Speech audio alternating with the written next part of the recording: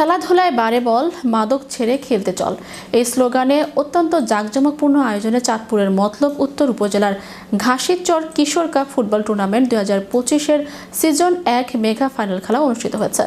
মহান বিজয় দিবস উপলক্ষে মঙ্গলবার বিকেলে ঘাসিরচর সরকারি প্রাথমিক বিদ্যালয় মাঠে খেলা শেষে রানার আপ ও চ্যাম্পিয়ন দলের মাঝে পুরস্কার বিতরণ করা হয়।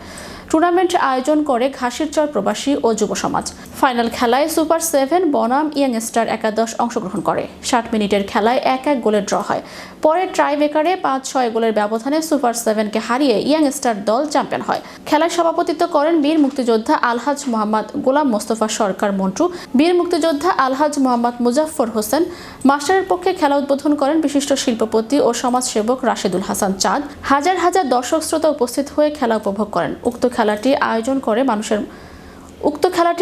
করে মানুষের মধ্যে বিনোদন সৃষ্টি করতে পেরে বেশ আনন্দিত ও গর্বিত বোধ করছেন ঘাসিরচর গ্রামের প্রবাসী ও যুব সমাজ।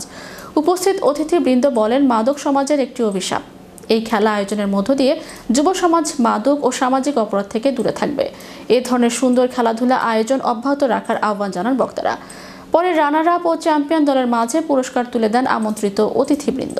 যারা অর্থায়ন করেছেন এবং যারা পরিশ্রম করেছেন আমাদের গ্রামের প্রবাসী এবং দেশি যুব সমাজ, আমি সবাইকে জানাই আমার অন্তর থেকে আন্তরিক অভিনন্দন।